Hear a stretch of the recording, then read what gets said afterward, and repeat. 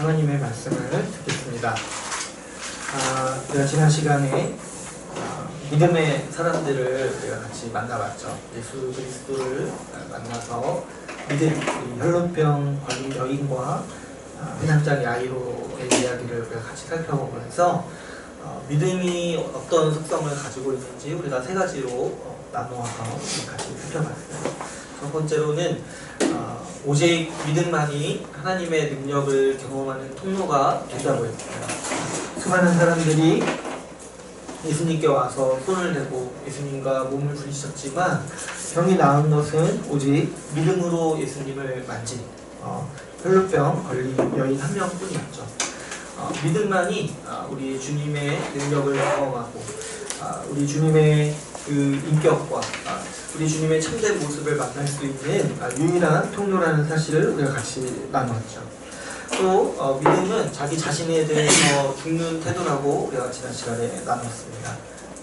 자기가 가지고 있던 세계, 자기가 가지고 있던 기존의 사고방식, 자기가 기존에 고수하던 그 가치관에서 죽고 예수 그리스도를 따르는 것이 믿음이라는 것에 대해서 우리가 같이 나눴죠. 또 우리가 중요하게 지난 시간에 같이 나눈 것은 믿음이라는 것은 결국에 믿음의 핵심은 주님께서 이 나의 죄, 이 더러운 나를 정결케 하신다는 것. 주님이 더러운 나를 멀리 하시지 않으시고 오히려 더러운 자, 이 나같이 더러운 자를 향해 오시고 나를 깨끗하게 하신다는 사실을 우리가 같이 나눴습니다. 믿음이라는 것은 결국에 주님께서 나를 의롭게 하신다는 그 복음의 소식을 굳게 붙잡고 의지하는 것이라고 할 수가 있는 것이죠. 우리가 지난 시간에 이렇게 예수 그리스도를 만나서 이렇게 믿음으로 반응한 사람들의 이야기를 이렇게 살펴봤는데요. 오늘 우리가 본 사람들은 또 반면에 예수님을 믿지 않은 사람들을 오늘 또 우리가 좀 만나보려고 해요. 우리가 그래서 오늘 예수님을 믿지 않는 사람들을 좀 살펴보면서 오늘은 좀 지난 시간에는 좀 믿음에 대해서 생각했다면 오늘은 불신앙에 대해서 한번 좀 생각해보려고요. 좀 약간 새로울 수 있어요. 우리가 항상 믿음이 무엇인가, 믿음에 대해서 공부하다가 오늘은 좀 반대로 좀 발상을 바꿔서 불신앙은 무엇인가, 불신앙이란 어떤 것인가 이런 거에 대해서 우리가 오늘 좀 살펴보려고 합니다. 세 가지로 우리가 좀 나눠서 불신앙이란 무엇인가라는 주제로 좀 불신앙의 어떤 모습들을 좀 같이 보려고 하는데요. 첫 번째로 이 불신앙이라는 것은 익숙하기 때문에 멸시하는 태도라고 할 수 있습니다. 오늘 우리 본문에서 예수님을 믿지 않은 사람들은 어떤 사람들이에요? 예수님의 고향 사람들이죠. 지난 시간에 이제 예수님이 다른 곳을 가시다가 오늘 6장에서 고향으로 돌아가셨어요. 이 예수님의 고향이 이제 우리가 잘 알다시피 이 나사렛이라고 부르는 작은 마을이죠. 오늘 본문은 그들이 왜 예수님을 믿지 않았는지 기록하면서 우리도 그와 같은 함정에 빠지지 말라고 우리에게 경고하고 있죠. 오늘 본문을 보면 이 나사렛 사람들은 왜 예수님을 믿지 않았습니까? 2절에 보면은 이 사람들이 지금 놀라고 있어요. 무엇 때문에 놀랐냐면은 예수님에 대한 이 소문을 듣고 또 예수님이 회당에서 가르치시는 그 권위와 그분의 말씀을 들으면서 이제 놀라는 거예요. 어떻게 이런 지식을 가지시고 이런 지혜를 가지신 분이 우리 마을 사람이냐, 이런 식으로 이제 놀라는 거죠. 그래서 이제 2절을 보시면 이 예수님의 가르침에 의해서 놀랄 뿐만 아니라 이 예수님을 향한 소문, 예수님이 이제 다른 마을에서 일으키신 이 기적과 이 권능의 소문들을 듣고 이 일이 어찌 되느냐 하면서 놀라고 있는 것이죠. 그런데 바로 이렇게 3절을 보시면은 이와는 대조적으로 마을 사람들은, 이 고향 사람들은 예수님에 대해 그들이 원래 알고 있던 것들을 말하면서 예수님을 배척한다라고 얘기하죠. 3절을 보시면 그들은, 이 나사렛 사람들은 예수님이 마리아의 아들 목수라는 사실을 알고 있습니다. 그러니까 지금 3절 뉘앙스가 어때요? 이 사람이 마리아의 아들 목수가 아니냐 이렇게 얘기하고 있죠. 그러니까 예수님이 한 20년에서 30년 동안 해오신 일이 목수의 일이었던 거죠. 근데 이제 지금 마을 사람들은 어떻게 얘기하고 있냐면, 아니 기껏해야 우리와 같은 이 목수인데 지금 이렇게 하는 행동들이 어떻게 된 거냐 하면서 놀라고 있는 것이죠. 또 그뿐만 아니라 이 고향 사람들은 어떤 얘기를 해요? 예수님의 가족을 우리가 알고 있다고요. 야고보와 요셉과 유다와 시몬의 형제가 아니냐. 그리고 예수님의 누이들, 우리와 함께 여기 있지 아니하냐. 그러니까 지금 예수님의 가족들이 우리와 같이 살고 있다는 거죠. 지금 나사렛 사람들이 이런 이유로 예수님을 배척한다는 거예요. 여러분, 이 나사렛 사람들이 예수님을 배척하는 이유는 무엇입니까? 그들이 예수님을 너무 잘 알고 있다는 거예요. 예수님을 너무 잘 알고 예수님이 살아온 과정을 다 익숙하게 경험했기 때문에, 그리고 그의 출생과 그의 주변에 관한 지식들을 너무나 잘 알고 있기 때문에 예수님을 배척한다라고 우리 오늘 읽은 본 말씀에서는 기록하고 있는 것이죠. 우리는 어쩌면 이 나사렛 사람들이 예수님을 믿지 않는 이유를 쉽게 납득할 수도 있습니다. 여러분 한번 생각해 보시면, 우리 중 한 사람이 교회를 떠나요. 그리고 한 30년이 지났는데, 30년이 아니죠. 몇 년 지났는데 갑자기 어떤 소문이 들리는 거예요. 뭐냐니까 우리 교회 나간 사람이 저기 어디서 자기가 메시아라고 하고 다닌다는 거야. 그게 얼마나 놀라겠어요, 그죠? 근데 이제 그냥 메시아라고 말만 하고 다니는 게 아니라 막 기적을 일으키면서 하고 다닌다는 거예요. 근데 그 교회를 떠난 사람이 돌아온 거야. 우리한테 온 거야. 오늘 주일에 갑자기 와가지고 설교단이 이렇게 쓰는데 말씀도 너무 은혜롭고 좋은 얘기들을 이렇게 정말 지혜롭고 정말 하나님의 말씀이구나 하는 생각이 싶을 정도로 그런 권위 있는 말씀을 이렇게 하고 있는 거예요. 그랬을 때 우리가 얼마나 상상해 보시면 당황스럽겠습니까? 아니, 내가 같이 옆에서 같이 찬양 불렀던 사람, 같이 생활했던 사람, 같이 초등학교를 다니고 같이 중학교를 다니고 같이 고등학교를 나온 저 사람이 지금 뭐라고 하는 거냐면 하나님의 아들이고 메시아라고, 지금 이스라엘 민족의 모든 소망이 그 사람이라고 자기가 지금 말하고 있다는 거예요. 그러니까 얼마나 우리가 사실 그런 상황을 생각해 보면 얼마나 거부 반응이 딱 일어나겠습니까? 내가 저 사람과 함께 먹은 밥이 몇 끼인데, 함께 먹은 밥이 몇 끼인데, 내가 저 사람과 함께 논 시간이 몇 시간인데, 지금 저 사람이 하나님의 아들이라는 것을 믿기가 참 힘든 것이죠. 예수님의 고향 사람들도요, 지금 말하는 그와 같은 상황이었던 거죠. 그들은요, 예수님을 너무나 잘 알고 있었죠. 예수님이 너무나 친숙했던 거예요. 예수님 당시 시대 그 사람들 중에서 예수님을 가장 잘 아는 사람은 아마도 이 나사렛 사람들, 예수님의 제자들보다 예수님을 가장 잘 알고 있었던 사람들은 예수님의 어머니도 알고 예수님의 친척들, 가족들도 다 알고 있는, 그리고 예수님이 살았던 집도 알고 그 집에 무엇이 있는지까지, 세간살이까지 알고 있는 이 나사렛 사람들이라고 할 수가 있는 것이죠. 그들은 예수님을 너무나 잘 알았습니다. 그런데 아이러니하게도 그와 같은 이유 때문에 예수님을 주와 그리스도로 믿지 않았던 것이죠. 여러분, 우리가 나사렛 사람들에게서 보듯이 익숙한 것과 믿는다라는 것은 전혀 다른 일이라는 사실을 우리가 분명히 알 수가 있죠. 예수님을 안다고 말하는 태도, 그분을 친숙하게 여기는 태도와 예수님을 주와 그리스도로 믿는 태도는 언뜻 보면은 굉장히 비슷해 보이지만 사실은 그 실상에 있어서는 완전히 다른 일이라는 사실을 우리는 이 나사렛의 경우를 보면서 분명히 알 수가 있는 것이죠. 오히려 예수님을 친숙하게 여기지만 예수님을 주와 그리스도로 믿지 않은 태도는 오늘 본문의 나사렛 사람들처럼 예수님을 배척하는 것과 다를 바가 없는 태도라는 사실을 우리가 분명히 알 수 있는 것이죠. 오늘날 우리는 이러한 함정에 많이 빠집니다. 이게 너무 유사해 보이는 거예요. 예수님이 친숙한 것과 예수님을 믿는 것이 너무 유사해 보이는 것이죠. 많은 분들이 예수님에 대해서 잘 압니다. 교회를 오래 다닐수록 잘 알죠. 예수님이 낯설다고 느끼는 사람은 사실 별로 없어요. 그렇죠? 그분의 이름이 너무나 친숙하고 익숙한 사람들이 사실 대다수인 것이죠. 그러나 분명한 사실은 무엇이냐면 예수님을 주와 그리스도로 믿지 않는다면 그것은 믿음이 아니라는 것이죠. 제가 이 부교육자 시절에는 어떤 교회는 이제 모든 교육자가 아침에 나와서 이 교회 오시는 분들을 향해서 이제 인사하는 그런 이제 문화가 있었어요. 그래서 저도 이제 아침에 나와서 인사하는데 때로는 마음이 굉장히 불쾌했던 적이 있어요. 뭐냐니까 사람들이 이렇게 교회를 올 때 예수님을 경배하러 오는 건지 아니면 조롱하러 오는 건지 분간할 수 없는 사람들이 상당수가 있는 거예요. 그래서 제가 보면서 저 사람은 정말 교회를 왜 오는 걸까? 차라리 안 왔으면 좋겠다. 부교육자니까 말은 못하지만 안 왔으면 좋겠다 생각이 들 정도로 너무 불손한 태도로 교회를 오는 거예요.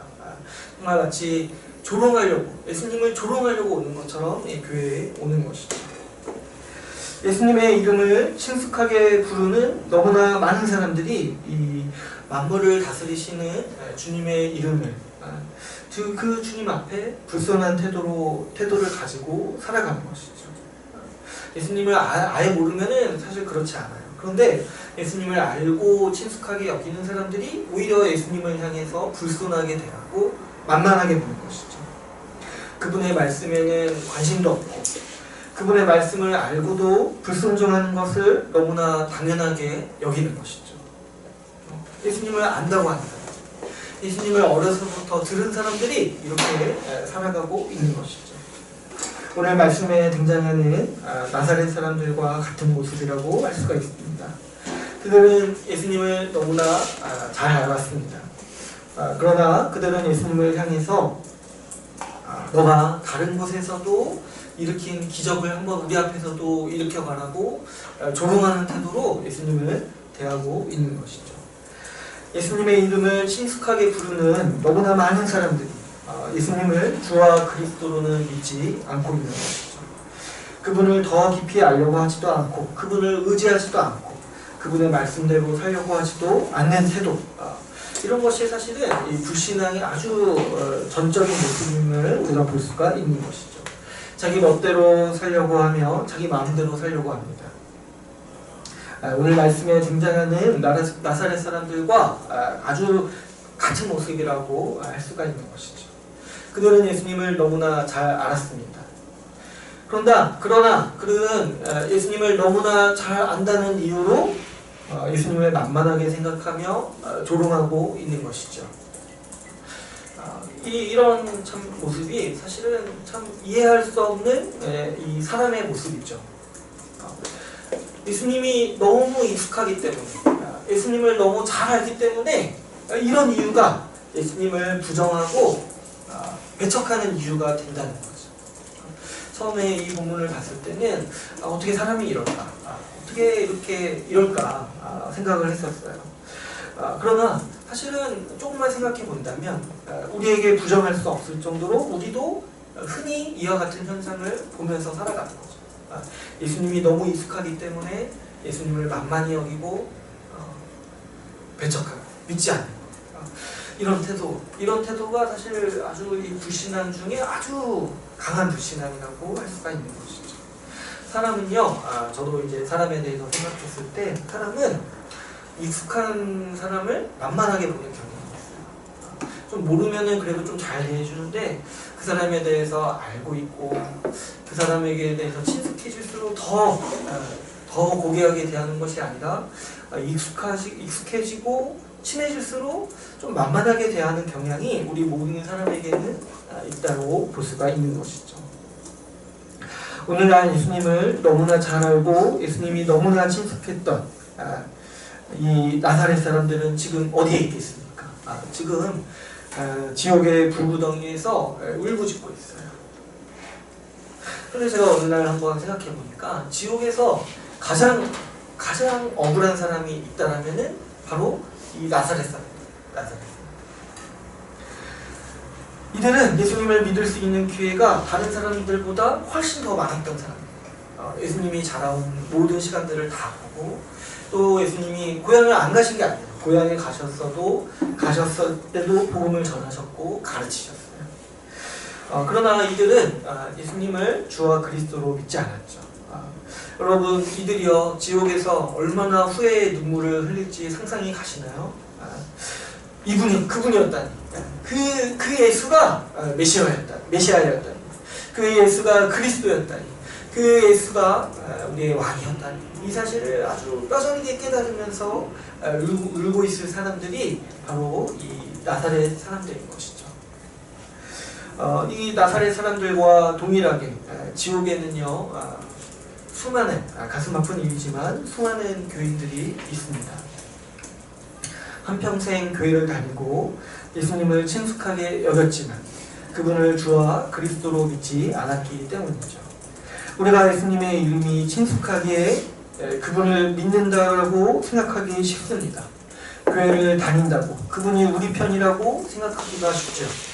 그러나 예수님을 주와 그리스도로 믿지 않는다면 심판의 때에 아무리 우리가 그분을 아는 척, 친한 척 해도 예수님은 우리를 모른다라고 부인할 것입니다.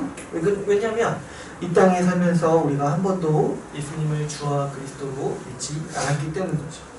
여러분, 우리는 항상 우리 자신을 살펴야 돼요. 우리가 예수님과 친숙한 사람인가? 예수님과 익숙한 사람인가? 아니면 내가 정말 주와 그리스도로 예수님을 믿는 사람인가? 우리는 이 함정을 조심해야 하는 것이죠. 목회자라고 해서 이 교회 다닌다라고 해서 그분에 대해 많이 들었다고 구원받는 것이 아닙니다. 오히려 가장 치명적인 함정은, 오히려 가장 위험한 이 불신앙의 길은 이 직분자에게 있는 것이고 교회를 오래 다닌 사람에게 있는 것이에요. 오히려 우리는요 익숙할수록 본질을 놓치기 쉬운 거예요. 오히려 익숙할수록 내 고집만 더 강해져서 나의 생각과 이성을 초월하시는 하나님의 뜻을 놓치기가 더 쉬운 것이 우리 인간의 교만이요, 우리 인간의 아주 뼛속 깊은 죄성이라고 할 수가 있는 것이죠. 우리가 이런 인간적인 관점에서는 믿기 힘든 이유가 여러 가지가 있을 수 있어요. 특별히 오늘 본문의 이 나사렛 사람들처럼 이 익숙함 때문에 믿기가 힘들다고 생각할 수가 있어요. 우리가 흔히 얘기하는 예 중에 이렇게 모태신앙인 사람이 믿기가 힘들다고 하잖아요. 왜 그러냐니까 어릴 때부터 너무 친숙하고 익숙하게 살아왔으니까 이 믿기가 힘들다는 거예요. 신앙에 열정이 생기지 않는다는 거죠. 이 교회의 삶을 정말 내가 회심하고 받아들여야 할 정말 복음이라고 생각하지 않고 정말 하나의 그냥 문화처럼 생각해버리는 거죠. 사실 이제 유럽 교회나 이런 미국에 있는 교회들이 쇠퇴하는 이유 중에 하나도 어릴 때부터 이제 교회에 익숙해지다 보니까 교회를 그냥 문화처럼 생각하는 거예요. 자신의 기존의 생각을 바뀌고 들어가야 될 하나님 나라로 여기지 않고 그냥 문화와 똑같기 때문에 그냥 거기에 적응해버리는 거예요. 또 교회를 오래 다니다 보면 어떠합니까? 우리가 교회에서 오래 다니다 보면은 교회에 대해 실망하는 일들이 하나씩 꼭 생기잖아요. 또 사람들이 모여있다 보니까 사람들에 의해서 상처받고 또 교회의 여러 인간적인 모습을 보면서 좀 교회의 환멸을 느끼고 이게 어떻게 교회인가 하면서 우리가 좀 신앙에 대해서 멀리하게 되고 어느새 열정이 있더라도 식어가는 모습들을 쉽게 보게 되는 것이죠. 오래 경험하고 익숙할수록 신앙에서 멀어지는 일들이 굉장히 많이 일어나는 것이죠. 그런데 그런 동일한 관점에서 보면은 사실 이 나사렛 사람들이야말로 가장 이해를 받아야 될 사람들이 아닌가 생각을 하는 거예요. 우리가 익숙해지면 믿기 힘들다, 오래 다닐수록 좀 믿기 힘들다 이런 얘기를 한다면은 사실 그 중에 나사렛 사람들이 가장 이해받아야 될 사람들이에요. 이들은 예수님을 너무 오래 알았고 친숙하게 알았어요.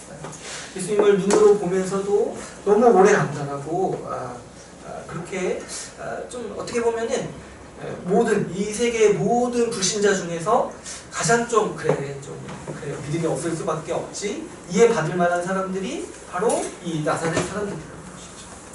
그런데 오늘 우리가 반드시 기억해야 되는 사실은 오늘 6절이에요. 6절을 한번 볼까요? 6절을 보시면은 예수님은 이 나사렛 사람들을 향해서 이렇게 말하십니다. 그들이 믿지 않음을 이상히 여기셨다. 예수님은요, 믿지 않는 사람을 향해서 이해해 주시는 분이 아니라는 거예요. 가장 이해받을 만한 사람, 역사상 가장 이해받을 만한 사람들이 나사렛 사람들이에요. 근데 예수님은 나사렛 사람들을 향해 어떻게 생각하시냐면, 왜 안 믿지? 이상하게 여기신다. 이상하게 여기신다. 믿음 없으면요, 어떠한 경우라도 핑계를 댈 수가 없기 때문이죠. 사실 여러분, 우리가 조금만 더 생각해 본다면은 이 나사렛 사람들이 믿지 않는 이유가 타당하지 않다는 것을 쉽게 알 수가 있습니다. 예수님을 너무 잘 안다고, 예수님이 너무 친숙하다고 믿지 않는 거잖아요. 그런데 사실 우리 이 땅에 정말 성육신하신 하나님이신 예수님을 어려서부터 봐왔다라면 예수님을 더 믿기 쉬운 것이 아니냐는 거예요. 그 예수님을 더 가까운 거리에서 봤다라면 사실 예수님을 받아들이기가 더 쉽지 않냐는 거예요. 이러한 예의 대표적인 사례가 오늘 3절에 등장하는 예수님의 형제 야고보라고 할 수 있어요. 우리 3절에 보시면 야고보가 예수님의 형제 이름 중에서 가장 먼저 나오죠. 그래서 우리가 추측해 봤을 때 야고보는 예수님의 동생, 둘째 동생이라고 추측해 볼 수가 있죠. 그러니까 그 동생들 중에서 가장 서열이 위인 거예요. 그러니까 예수님이 첫째신데 예수님은 항상 첫째세요. 근데 두 번째 아들이 이제 야고보. 물론 이제 뭐 그 사이에 누나가 있을 수, 누이가 있을 수도 있죠. 근데 이제 야고보. 근데 이 야고보를 왜 제가 중요하게 생각하냐면 이 야고보가 어떤 사람이냐면은 교회의 지도자예요. 이 초대교회의 지도자였어요. 이 사도행전 15장을 보시면 그 이제 교회가 한 가지 의견들, 이방인들을 어떻게 받아들일 것이냐 이렇게 좀 의견이 분분했을 때 딱 이 야고보가 나서서 정리를 해줘요. 이방인들을 받아들이고 이방인들이 지기 힘든 의무를 우리가 지어서는 안 된다라고 야고보가 딱 이렇게 얘기를 하고 그 의견을 모두가 다 인정해요. 교회가. 그 정도로 야고보는 교회의 영향력을 가지고 있었던 초대교회의 지도자였어요. 근데 여기까지만 들으면 어때요? 약간 좀 그 요즘 뭐 이단들이 이렇게 가족끼리 나와서 뭐 이렇게 교회에 이렇게 권력 가지고 나는 그런 모습 같잖아요. 근데 이렇게 말할 수는 없고 이걸 제가 지금 얘기하려는 것이 아니라 이 야고보는 야고보서를 쓴 사람이에요. 야고보서를 쓴 사람. 그러니까 예수님을 하나님의 아들로 믿은 사람이라는 거죠. 근데 여기까지만 말해도 좀 부족한데 왜 그러냐면 이 교회 역사를 보면은 이 야고보라는 교회 지도자는 사실 이 교회 역사뿐만 아니라 그 이제 외부 사람이 쓴 역사서에서도 나오는데 교회 역사에 의하면 이 야고보는 순교한 사람이에요. 그러니까 여러분, 저는 이제 예수님이 정말 분명히 하나님의 아들이라고 믿는 게 무엇이냐면 예수님의 동생이 정말 친동생이 예수님을 믿고 순교까지 했어요. 그 알 거 아니에요. 여러분 이단의 그 교주들의 친척들은 다 알 거 아니에요. 이 사람이 가짜라는 거 알 거 아니에요. 그죠? 그 이만희의 동생이나 그 가족들은 알 거 아니에요. 그죠? 이 사람이 가짜라는 거. 왜냐면 그 출생도 알고 늙어가는 모습도 보고 어릴 때 했던 모습들도 아니까 알 거 아니에요. 가짜라는 거. 그래서 만약에 제가 생각하기에 그 신천지의 그 이만희의 가족들이 이만희를 위해서 죽는다라면은 저는 이만희를 인정할 수 있겠다 생각합니다. 정말 이만희를 위해서 목숨을 걸어서 자기 신앙을 증명할 수 있다. 근데 그렇게 못하지 않을까요? 아마 알기 때문에.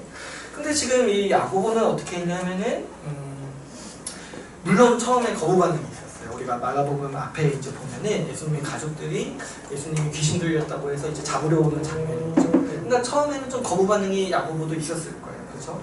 자기 형이 지금 하나님의 아들이라는 거잖아요. 어떻게 이렇게 바로 받아들입니까? 그런데 이 야고보가 지속적으로 예수님을 만나고 예수님의 얘기를 들으면서 인생의 어느 시점에는 회심하고 정말 이 예수님이 하나님의 아들이시라는 거를 안 거예요.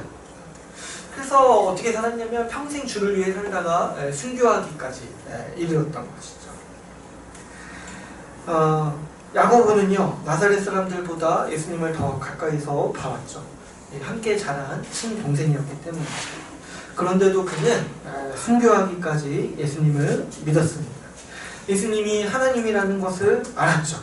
왜냐하면 그가 함께 자라가면서 본 예수님의 인격이 보통 사람이 아니었다는 것을 그가 어느 순간 잠잠히 생각해보면서 깨달은 것이죠. 이렇게 여러분 똑같은 사실, 예수님의 성장 과정을 아는 사실을 놓고서 예수님을 배척하는 사람이 있는가 하면은 오히려 그 이유 때문에 예수님을 믿는 사람이 있다는 것이죠. 이렇게 여러분 우리가 본다라면 나는 뭐 때문에 못 믿겠어, 나는 아직 이것 때문에 못 받아들이겠어, 이렇게 말하는 것들이 얼마나 궁색한 변명인지가 금세 드러날 수가 있는 것이죠. 예수님은 여러 가지 핑계로 믿음을 가지지 않는 사람들에 대해서 이렇게 말씀하신 적이 있으세요. 마태복음 11장 17절 말씀인데요. 우리가 너희를 향하여 피리를 불어도 너희가 춤추지 않고 우리가 슬피 울어도 너희가 가슴을 치지 아니하였다 함과 같도다. 구약의 말씀을 이용하신 건데 무슨 말이냐면 내가 뭘 해도 너희는 반대하고 믿지 않았다는 거예요. 우리가 이 마가복음 앞에서도 이 바리새인들과 서기관들의 이 완악한 모습들을 살펴보면서도 말했다시피 예수님 당시 이 강팍한 사람들이 믿지 않기 위해 가진 노력을 다했던 것을 우리가 봤죠. 매사에 부정적으로 예수님을 비판했던 것을 우리가 앞에서 이미 봤습니다. 예수님이 귀신을 쫓아내시면 귀신 들렸다고 매도하고 병자를 고치시면 안식일에 고친다라고 욕하고 세례요한이 금식할 때는 이상한 사람이라고 비난했으면서 예수님이 잔치를 하고 많이 드시면 금식을 하지 않는다라고 비판했어요. 뭘 해도 불평불만에 믿지 않을 이유를 만들어냈던 것이죠. 여러분, 그래서 우리가 사실 속으면 안 되는 거예요. 어떠한 경우에도 이 믿음 없음, 불신앙이라는 것은요, 그 인간이 정말 이성적으로 사고한 결과가 아니라 사실 우리 마음의 고집과 완고함에 지나지 않는다는 것이죠. 하나님을 싫어하는 우리의 본성이 어떠한 상황에서도 믿기 싫은 이유를 만들어내는 것이죠. 뭐 이렇게 이성적으로 잘 설득하면은 뭐 이렇게 불신자가 믿을 것 같습니까? 그렇지 않은 거예요, 사실. 그 아주 불신앙의 근원이 원래부터 하나님을 거부하려는 그 완고함에 있기 때문에 어떠한 상황에서도 이 불신앙을 고수하려는 사람은 어떤 논리든지 만들어낸다는 것이죠. 그러므로 여러분, 사실 이 복음의 선포는요, 믿는 자에게는 구원을 주시는 하나님의 능력이지만 그것을 듣고도 거부하는 자에게는 심판의 선언이라고 할 수가 있는 것이죠. 이미 교회에 다니는 사람마다, 이미 복음을 어렴풋이라도 들은 사람마다 하나님 앞에서 누구도 믿음 없음에 대하여 핑계댈 것이 없는 것이죠. 그러므로 우리는 항상 자기를 살펴야 합니다. 우리 한국교회 많은 분들이 이 왕년의 신앙으로 살아가요. 내가 왕년에는 열심히 섬겼다, 내가 왕년에 정말 믿었다. 그런데 여러분, 왕년의 그 과거의 신앙이 우리를 구원해주는 게 아니라 항상 지금이 중요한 것이죠.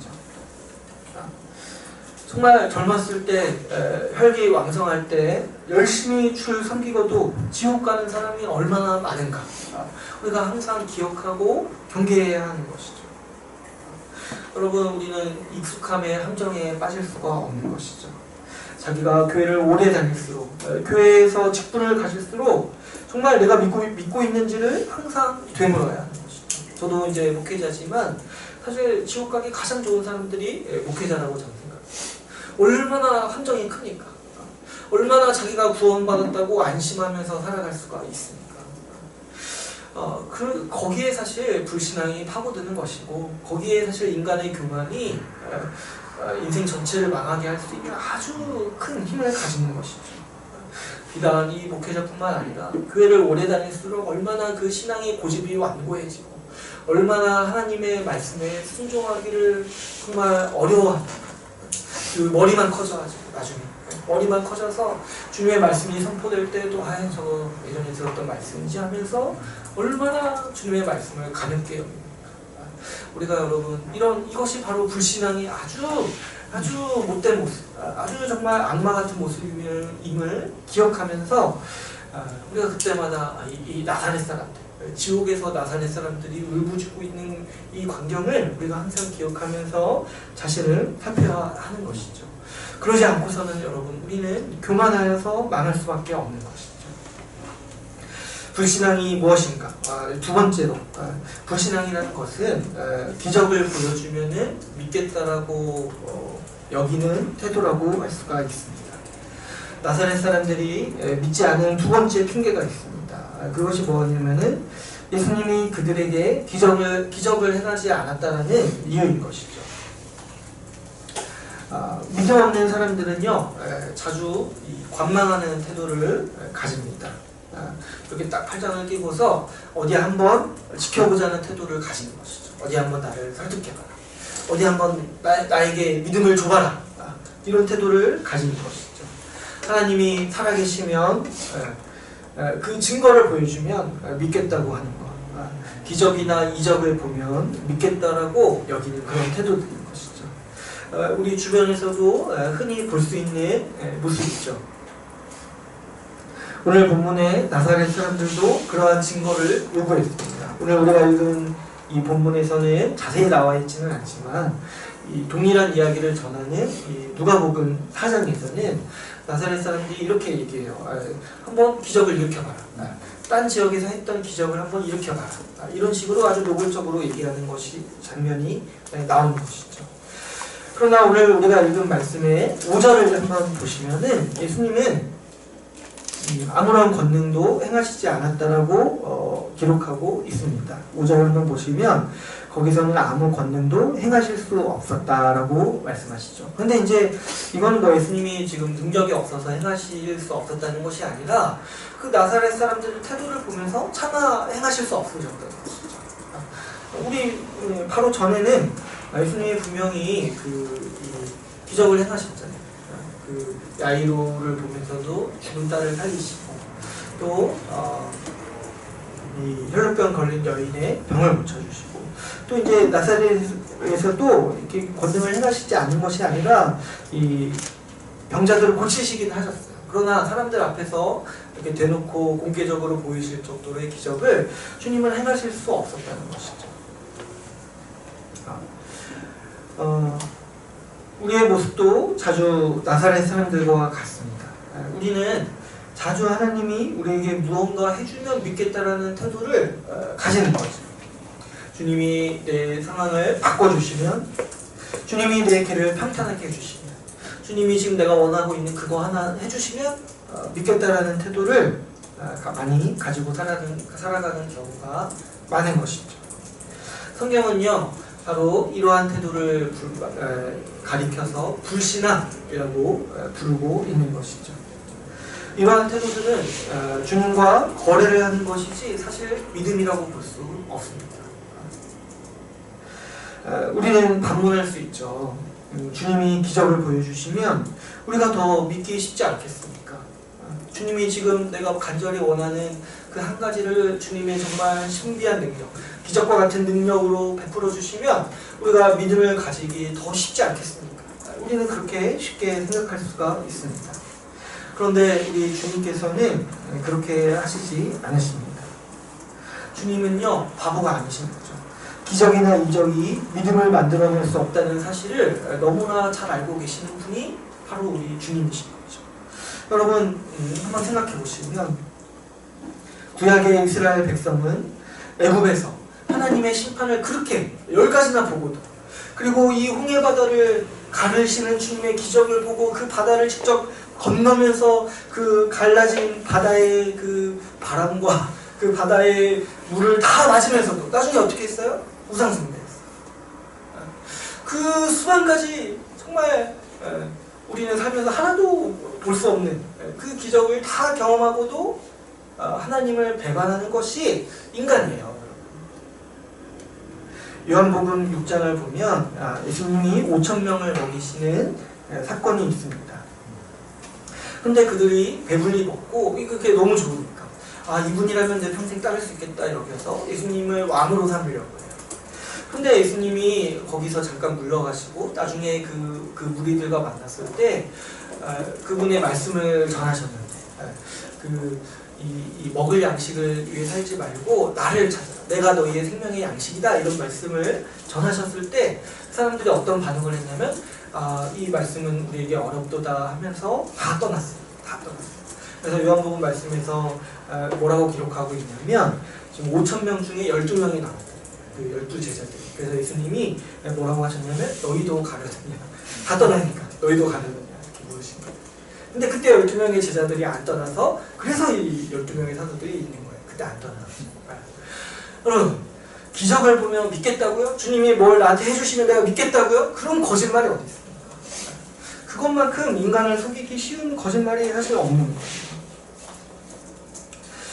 기적이나 무언가 신비한 체험을 통해서 예수님을 따르기로 결심했던 사람들은요 항상 자극만을 쫓아 살아가는 사람들이죠.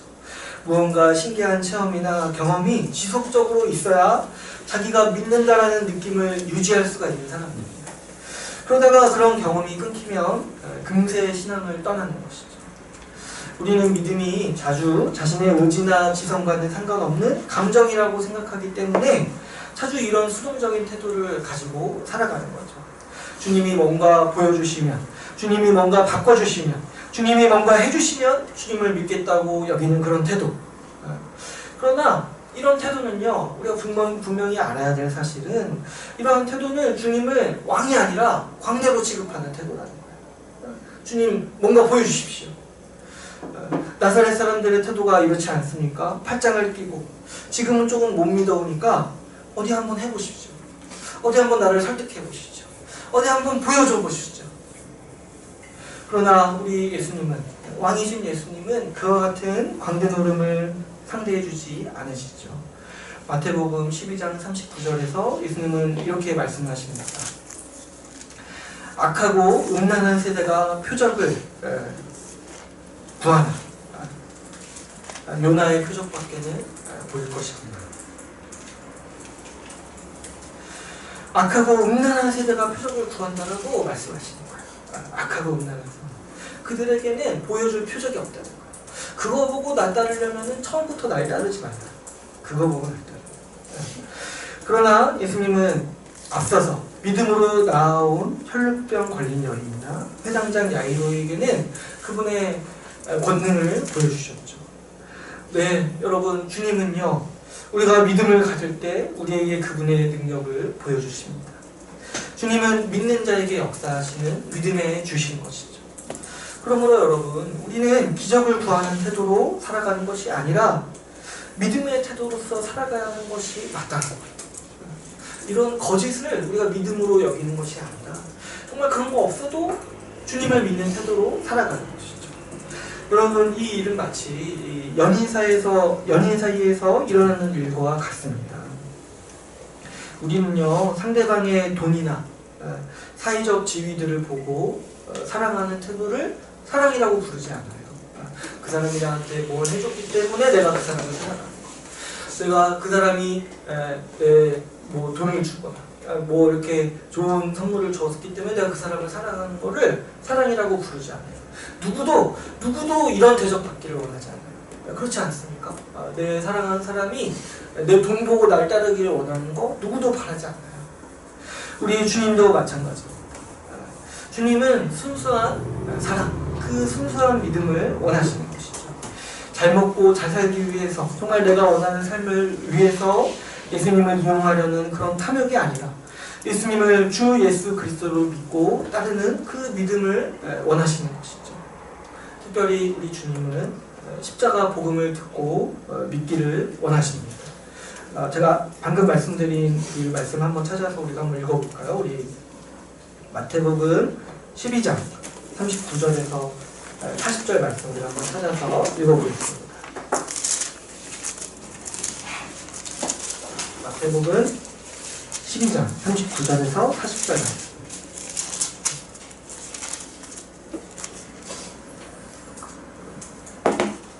같이 한번 읽어볼게요. 시작. 예수께서 대답하여 이르시되 악하고 음란한 세대가 표적을 구하나 선지자 요나의 표적밖에는 보일 표적이 없느니라. 요나가 밤낮 사흘 동안 큰 물고기 뱃속에 있었던 것 같이 인자도 밤낮 사흘 동안 땅속에 있으리라. 약간 주님은 생뚱맞은 것처럼 얘기하시죠. 나는 아무 표적도 너에게 보일 것이 없다. 그런데 내가 하나 보일게 보니까 요나의 표적이라는 거예요. 근데 주의가 설명해 주시죠. 이 요나의 표적이라는 게 뭐냐니까 사흘 동안 죽는 거예요. 지금 예수님은 뭘 너에게 보여주고 싶다고 말씀하시는 거예요. 내가 너희를 위해 죽겠다. 이것밖에는 너희에게 줄 것이 없다는 거예요. 예수님께서 우리에게 주시고자 하는 최고의 기적이자 표적이 무엇이냐니까 바로 그분의 죽으심이라는 거예요. 죽으심. 예수님은요, 다른 어떤 유행이나 편의가 없어도 그분의 십자가 복음을 듣고 믿기를 원하십니다. 내가 너희를 위해 죽는 거, 내가 너희를 위해 살고, 내가 너희에게 내 의를 주려는 것, 너희 모든 죄를 짊어지고 내가 죽는 이 표적을 보고 너희가 믿기를 원하시는 거예요. 오히려 박해가 있고 고난이 있어도 십자가 복음이 있으므로 믿음을 지키기를 원하시는 것이죠. 내가 너희에게 이렇게 해줬다. 우리가 다른 어떤 유익보다 복음을 더 사랑하고 모든 고난과 역경에도 불구하고 십자가 복음을 따라 살 때 그때 주님은 우리를 향해서 믿음이 있다고 말씀을 하시는 것이죠. 그때 주님은 우리를 향해서 너희가 나를 진실되게 믿는구나, 너희가 나를 사랑하는구나, 그때 주님도 인정해 주시고 아시는 것이죠. 여러분, 믿음이라는 거는 복음 외에 다른 것을 구하지 않는 거예요. 오히려 더 괴로워지고 힘들지라도 복음이 있다면, 주님이 우리를 위해 죽으신 것을 내가 정말 믿고 살아간다면 그것으로 인해 만족하고 기뻐하는 것, 그것 외에 다른 것을 구하지 않는 태도가 바로 믿음이라 할 수 있습니다. 오히려 불신앙은 어떤 것입니까? 복음이 아니라 다른 것을 자꾸 주님께 구하는 태도라고 할 수가 있는 것이죠. 우리는 여기서 절대로 속으면 안 되죠. 여러분, 우리도 살아가면은 언제든지 고난이 있고 위험이 있고 괴로움이 있죠. 그러나 그때마다 자꾸 왜 주님이 멀리 계시다, 주님이 우리를 돌보시지 않는다 생각하는 거예요. 우리는 그럴 수 없어요. 왜 그러냐니까 주님이 이미 우리에게 주신 이 복음이 있기 때문이죠. 오히려 그럴 때마다 내가 주님을 더 진실되게 믿을 수 있고 진실되게 사랑할 수 있는 기회구나 우리가 생각하면서 살아가야 마땅한 것이죠. 마지막, 우리가 불신앙에 대해서 생각해 볼 때 불신앙이라는 것은 무엇인가? 세 번째로 바로 심판이 없다고 여기면서 살아가는 태도라고 할 수가 있습니다. 하나님은 인간의 죄를 참으시다가 예수 그리스도의 십자가를 통해 사람들을 심판에서 구해주시기로 작정하셨습니다. 예수 믿는 사람은 예정된 심판에서 면해 주시기로 작정하셨죠. 그러나 예수 그리스도를 믿지 않는 자는 여전히 죄악 가운데 있기 때문에 지옥의 심판이 있는 것입니다. 오늘 우리가 읽은 말씀의 11절을 보면은 이제 이 고향 사람들이 예수님을 거부하니까 예수님이 제자들을 이제 보내시면서 이 이스라엘 전국 각지에 흩어져서 복음을 전파하라고 말씀하시죠. 그런데 이 11절을 보시면 예수님은 제자들에게 복음을 거부하는 마을에 갈 때 한 가지를 요구하세요. 뭐냐니까 발 아래에 먼지를 떨어뜨려서 이 증거를 삼으라고 말씀하십니다. 여러분, 교회 와서 함부로 신발에 신발 털지 마세요. 어디 가서 함부로 이렇게 신발에 먼지를 털면 안 돼요. 근데 왜 그러시냐니까 이 말 왜 이렇게 하시냐니까 그 상징인 거예요. 하나의 비유신 거죠. 심판의 때 그 마을이 이 소돔과 고모라처럼 먼지와 같이 바뀔 거라, 먼지와 같이 변할 거라, 그 심판을 그 마을이 감당할 것에 대해서 비유적으로 말씀하시는 것이죠. 예수님을 믿지 않는 모든 자들에게는 모두 이와 같이 하나님의 진노의 심판이 있는 것이죠. 우리는 비교적 평화로운 시기에 살고 있다 보니까 사실 이 심판이라든지 이 멸망이라는 개념이 잘 안 다가올 수가 있죠. 한번 우리 처지를 생각해 보면 굉장히 재밌지 않습니까? 지구상에서 가장 전쟁이 발발하기 쉬운 나라에서 살면서도 우리는 전쟁을 겪은 지 오랜 시간이 지났기 때문에 사실 별 그다게 그런 위협을 못 느끼면서 이제 살아갔죠. 우리가 누리는 평화에 익숙해져 있죠. 그러면서 지금이 대치 상태고 아직 전쟁이 끝나지 않았다는 사실이 우리에게는 잘 안 다가올 때가 종종 있죠. 그러나 실상은 이 한반도라는 지역은 역사적으로 100년에 한 번 이상은 꼭 전쟁이 일어났던 지역. 그러니까 이전 전쟁이 끝난 지 아직 100년도 채 안 된 거죠. 그러니까 사실 우리는 굉장히 전쟁의 위협 속에 있는 이 지형에서 평화를 누리면서 살고 있는, 어떻게 보면 이제 복된 시기에 있는 거고, 어떻게 보면은 약간 이제 생각 없이 살고 있는 거죠. 근데 여러분, 이 처지가요, 사실 우리 이 구속사에 있어서도 우리는 비슷한 시기에 살고 있는 거예요. 마찬가지로 우리는 하나님께서 그분의 심판을 본격적으로 시작하지 않는 그 시대에 살고 있는 것이죠. 하나님께서 그분의 심판을 본격적으로 시작하지 않으셨기 때문에 그분의 심판이 우리에게는 심각하게 다가오지 않을 수가 있는 것이죠. 그러나 여러분, 우리 지금 대한민국이라는 나라가 대치 상태라는 것을 잊으면 안 되듯이, 마찬가지로 우리는 인류의 운명이 심각한 상태에 있다는 사실을 망각해서는 안 되는 것이죠. 하나님께서 언제 그분의 심판을 시작하셔도 사실 이상하지 않은 상태가 지금 우리의 상태인 것이죠. 마태복음 26장 53절을 보시면 예수님은 이렇게 말씀하세요. 너는 내가 내 아버지께 구하여 지금 12군단 더 되는 천사를 보내시게 할 수 없는 줄로 아느냐. 이게 언제 말씀하신 거냐니까, 예수님이 붙잡히시기 전에 베드로가 예수님을 붙잡으려는 사람을 칼로 위협하고 실제로 귀를 잘랐죠.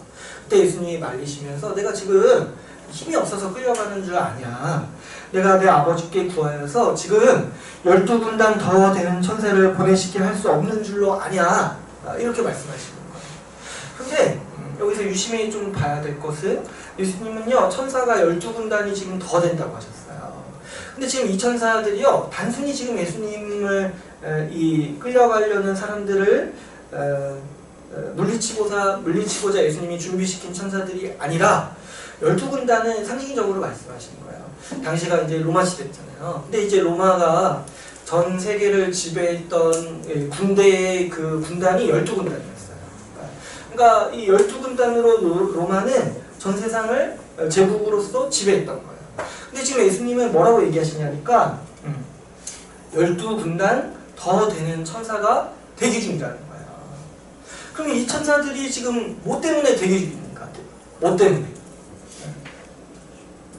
세상을 심판하기 위해서 대기 중이라는 거예요. 만약에 예수님이 거부하셨어요. 십자가를 거부하셨으면은 이 12군단 더 되는 천사들이 땅으로 오기까지 진군을 준비하고 있었던 것이죠. 세상을 심판하는 하나님의 군대가 이미 준비되어 있었다는 거예요. 그러나 이 하나님의 심판, 이 12군단 더 되는 천사들이 준비하고 있었던 이 하나님의 심판은 지금 무기한 연기된 상태인 것이죠. 하늘에서 12군단 더 되는 천사들이 세상을 향해서 내려와서 심판하러 했지만 지금 이 군대는요, 진군을 멈춘 상태에 있는 것입니다. 왜 그러냐니까 예수님께서 우리 죄를 대신해서 십자가에서 죽으셨기 때문이죠. 하나님은 우리에게 군대를 보내시기 전에 우리에게 용서의 손길을 내밀으로 작정하셨죠. 예수께서 우리의 죄로 인해 죽으셨음을 믿는 사람, 예수를 주와 그리스도로 영접하는 사람을 살리시기로 작정하신 것이죠. 바로 이 소식이 우리에게 오늘날 전파되는 복음이라고 할 수가 있습니다.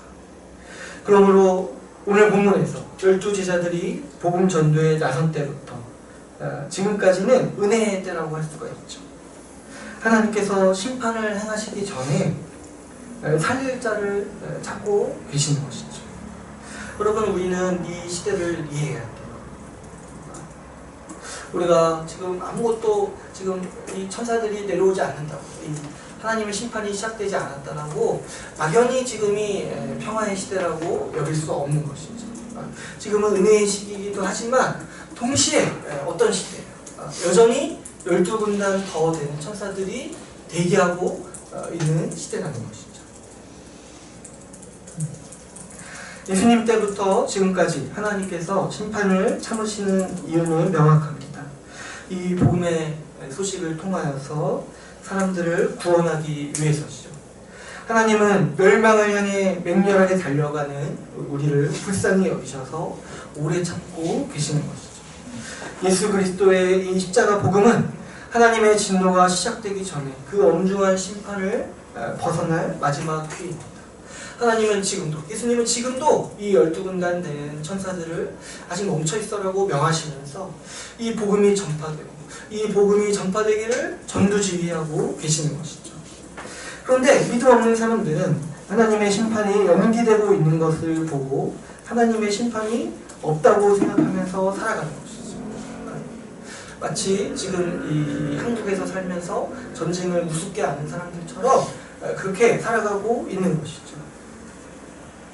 하나님께서는 우리를 구원하시기 위해서 후회를 베푸시는데 그 오래 참으심을 악용하는 것이죠. 평생 심판이 없는 것처럼 살아가고 있습니다. 이 하나님의 오래 참으심을 이용하여서 하나님을 대적하는데 평생을 허비하는 것이 오늘날 우리 악한 악인의 운명이라고 할 수가 있습니다. 사도 바울은 이런 사람들에게 잘 경고하였어요. 로마서 2장 4절에서 5절 말씀을 보면 이렇게 말씀하고 있죠. 너가 하나님의 인자하심이 너를 인도하여 회개하게 하심을 알지 못하여 그의 인자하심과 용납하심과 길이 참으심이 풍성하심을 멸시하느냐. 다만 내 고집과 회개하지 아니한 마음을 따라서 진노의 날, 곧 하나님의 의로우신 심판이 나타나는 그날에 임할 진노를 내게 쌓는도다.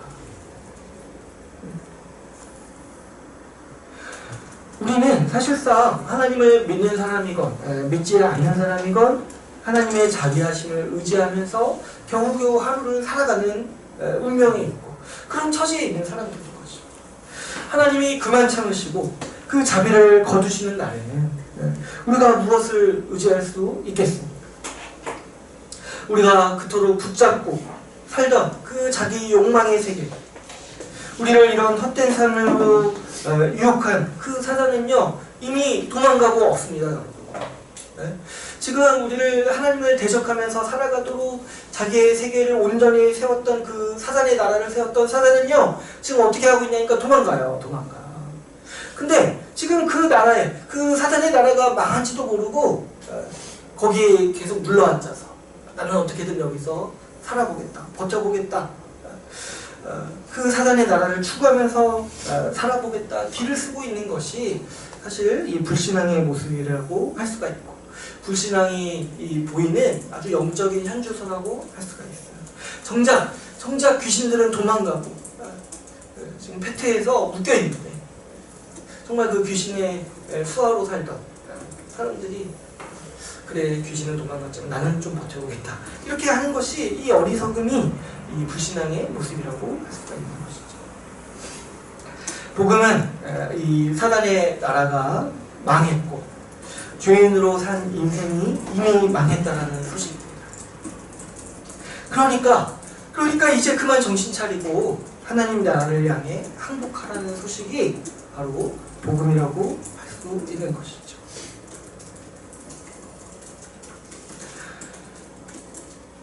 본문의 이 11절을 보시면 제자들이 전한 복음을 그래서 한마디로 표현하고 있는 것이죠. 한마디로 뭐라고 하냐면은 제자들이 나가서 회개하라고 전파했다라고 우리에게 말씀하고 있죠. 복음은 어떤 소식입니까? 항복하라, 회개하라 라는 소식인 것이죠. 지금 너희 나라가 망했다. 지금 너희 세상이 망했고 너가 살았던 그 삶 자체가 망했다. 그러니 이제 그만 항복하고 회개하라. 이제 하나님께로 돌아와라. 하나님을 대적하고 자기 마음대로 자기 유익을 쫓아서 살았던 그 사단 나라에서 삶에서 돌이키고 회개하라. 사단이 망했으니까 이제 제발 돌아오라 라고 전하는 소식인 것이죠. 복음을 전할 때 우리가 반드시 인식해야 되는 사실은 우리 뒤에 누가 있는 거예요. 12군단도 더 되는 천사들이 대기하고 있다는 거예요. 우리는 그 천사들의 모습을 보면서 복음을 전하는 거예요. 마치 그 여리고성이 이렇게 포위되었을 때 정탐하러 갔던 사람들, 물론 그 사람들은 이제 복음 전할 마음이 없었고 그냥 멸망할 세상을 보러 갔죠. 근데 우리는 지금 그와 같은 시기가 아닌 거예요. 지금 포위되어 있는 것을 우리는 보는 거예요. 이 세상이 12군단도 더 되는 천사들에 의해서 포위되었다는 거. 그래서 언제 심판이 닥쳐도 이상하지 않다는 사실을 알고 우리는 복음을 전하러 가는 것이죠. 그때 이 하나님을 두려워했던 라합이 지혜롭게 지금 망하게 생겼으니까 항복했던 것처럼 지금 복음은 지금 이 세계가 망했으니까 이 사단의 나라가 망했으니까 이제 곧 멸망할 때고 곧 심판이 있으니까 돌아오라고 외치는 소식이라고 할 수가 있는 것이죠. 불신앙은 심판이 없다고 믿으면서 이미 망한 사단의 나라에서 잘 살아보겠다고 길을 쓰고 살아가는 태도라고 할 수가 있습니다. 여리고 성을 보십시오. 그 폐허에서 내가 살아보겠다라고 말하는 태도가 바로 불신앙이라고 할 수가 있는 것이죠. 그러나 믿음은 하나님께서 심판이 아니라 자비를 베푸셨음을 아는 태도입니다. 언제든지 심판이 있을 수 있음을 기억하면서 복음을 따라 살고 거기에서 그치지 않고 복음을 전하기에 힘쓰는 태도라고 할 수가 있는 것이죠. 오늘 이제 말씀을 맺겠습니다. 오늘 우리는 본문을 통해서 불신앙에 대해서 살펴봤습니다. 참 이런 기회가 우리가 없을 거예요. 불신앙에 대해서 아주 깊숙이 고찰해보는 시간을 가졌습니다. 첫 번째로 불신앙은 익숙하다고 멸시하고 믿지 않는 태도라고 할 수가 있죠. 아주 강력한 이 불신앙의 함정. 누구도 정말 여기에 빠지지 않도록 조심해야 되는 함정이라고 볼 수가 있죠. 두 번째로 이 기적을 보여주면 믿겠다고 여기는 태도를 할 수 있습니다. 또 세 번째로 심판이 없다라고 멸시하고 심판이 없는 것처럼 살아가는 태도라 할 수 있습니다. 우리가 오늘 이렇게 불신앙에 대해서 살펴볼 때 이 믿음이 없는 것이란 믿음이 없는 태도란 얼마나 허무한 인생입니까? 이미 망한 나라에서 길을 쓰고 살면서 하나님께서 베푸신 호의를 무시하고 멸시하는 태도는 얼마나 어리석은 일이라 할 수 있겠습니까? 우리가 항상 자신을 살펴서 믿음에서 떠나지 않도록 우리가 주의해야 하는 것이죠. 무엇보다 여러분, 우리는 이 지식이 있어야 합니다. 지금 심판이 임박한 때, 2000년 전부터 지금까지 하나님의 심판이 임박한 때라는 사실을 우리는 항상 기억하면서 이 복음을 붙잡고 사는 일에 우리가 더 전력을 다하고 무엇보다 지금 이 포위된 세상을 향해서 우리가 기죽는 것이 아니다. 이미 포위되어 있기 때문에 이미 사단을 멸망했고 도망가고 있기 때문에 우리가 그곳을 향하여서 정말 한 사람이라도 더 건지고 한 사람이라도 이 어리석음에서 돌아올 수 있도록 복음을 전하고 정말 항복하라고 우리가 끊임없이 외쳐야 하는 시기에 우리가 살 수 있음을 우리가 살고 있음을 반드시 기억해야 마땅한 것이죠. 여러분, 우리는 속기 쉽고 유혹받기 쉬운 세상에서 주님께 믿음을 드리는 사람이 되고 주님께 정말 순수한 믿음을 드리는 교회로 살아가기를 소망합니다. 주님께 믿음을 드리는 우리 주의 나라 교회가 되기를 간절히 소망합시다. 우리 오늘 말씀을 마치고 같이 기도하는